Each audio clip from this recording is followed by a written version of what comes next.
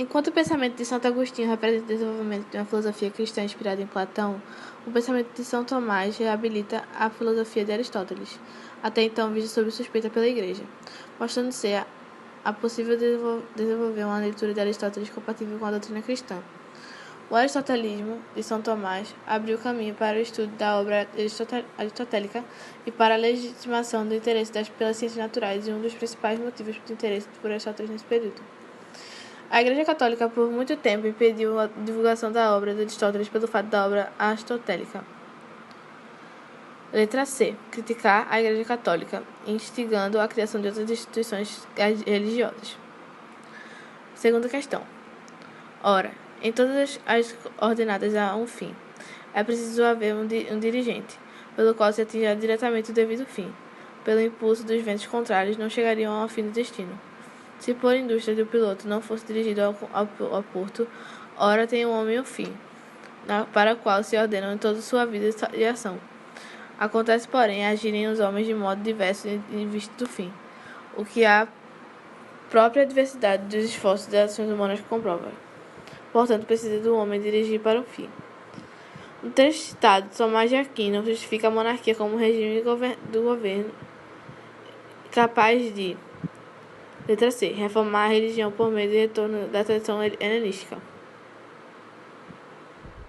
Filosofia, terceira questão. Texto 1.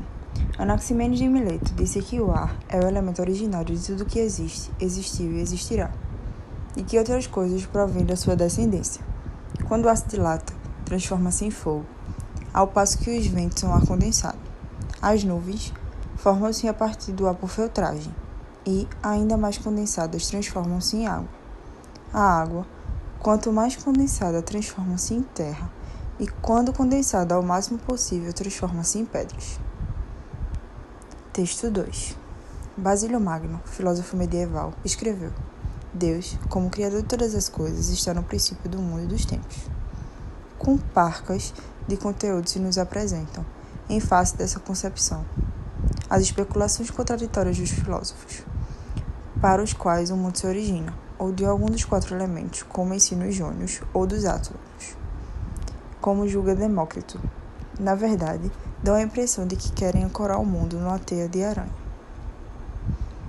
Filósofos dos diversos tempos históricos desenvolveram teses para explicar a origem do universo, a partir de uma explicação racional. As teses de Anaximenes, filósofo grego antigo, e de Basílio, filósofo medieval, têm em comum na sua fundamentação teorias que... Bom, a letra E é a letra verdadeira.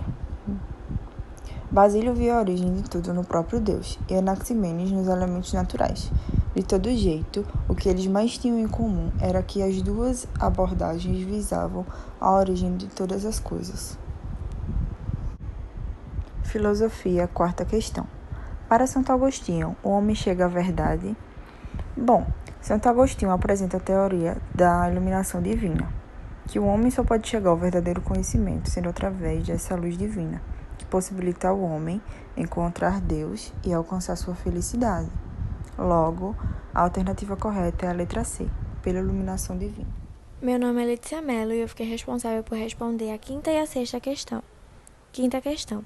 Agostinho escreveu a história de sua vida aos 43 anos de idade.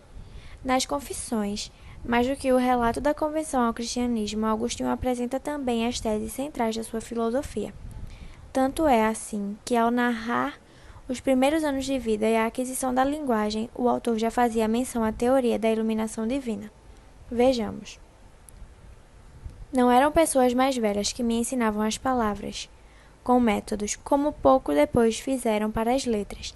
Graças à inteligência que vós, Senhor, me destes, eu mesma aprendi, quando procurava exprimir os sentimentos do meu coração por gemidos, gritos e movimentos diversos dos membros, para que obedecessem à minha vontade. Analise as assertivas abaixo. A resposta correta é a letra B. A assertiva 1 e 4 estão certas, que é a primeira. A condição humana é mutável e perecível. Por isso, não pode ser a mestra da verdade que o homem busca conhecer. Ou seja, conhecimento da verdade não pode ser ensinado pelo homem. Somente a luz imutável de Deus pode conduzir à verdade. E a quarta, o conhecimento daquilo que se dá exclusivamente à inteligência não é alcançado com as palavras de outros homens, porque elas soam de fora da mente de quem precisa entender. Portanto, esta verdade só é ensinada para o mestre interior. Sexta questão. Nunca nos tornaremos matemáticos, por exemplo. Embora nossa memória possua todas as demonstrações feitas por outros, se nosso espírito não for capaz de resolver toda espécie de problemas, não nos tornaríamos filósofos por ter lido todos os raciocínios de Platão e Aristóteles, sem poder formular um juízo sólido sobre o que nos é proposto. Assim, de fato, pareceríamos ter aprendido não ciências, mas histórias.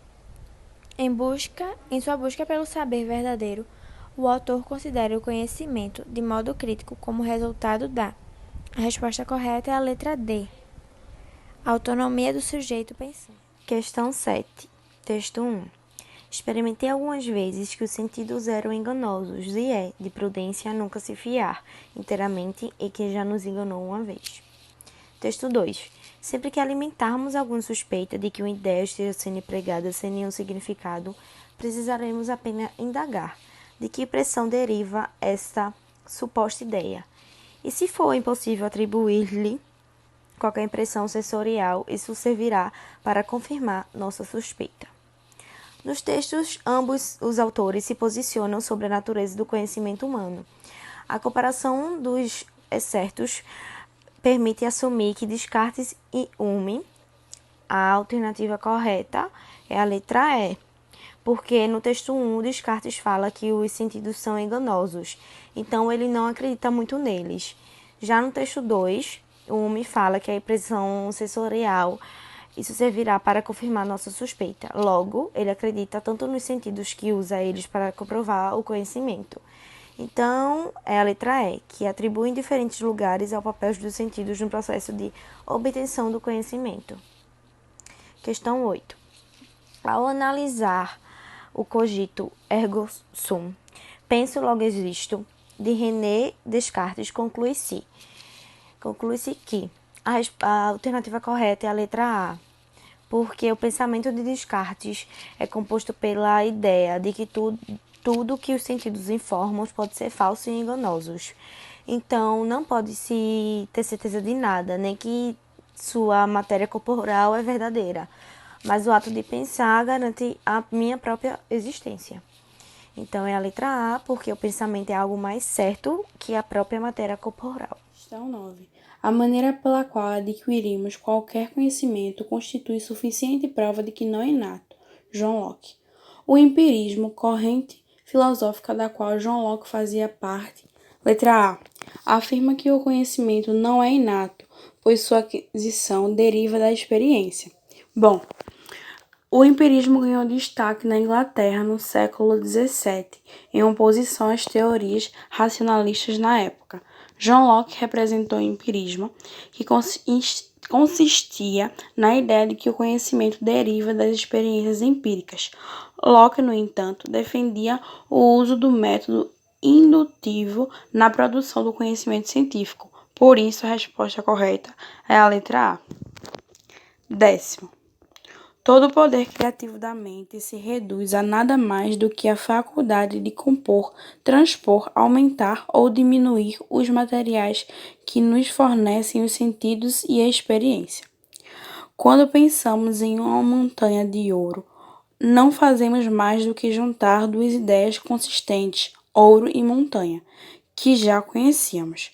Podemos conceber um cavalo virtuoso, porque somos capazes de conceber a virtude a partir dos nossos próprios sentimentos, e podemos unir a isso a figura e a forma de um cavalo, animal que nos é familiar. Hume estabelece um vínculo entre pensamento e impressão ao considerar que, letra A, os conteúdos das ideias do intelecto têm origem na sensação. Essa alternativa pode ser explicada porque Hume dizia: a razão deverá ser uma escrava das paixões. Hume faz o uso do método de raciocínio experimental para compreender a natureza humana. O meio utilizado era observar, através da experiência, como o homem entende os objetos, interpreta como compreende e o que sente as coisas.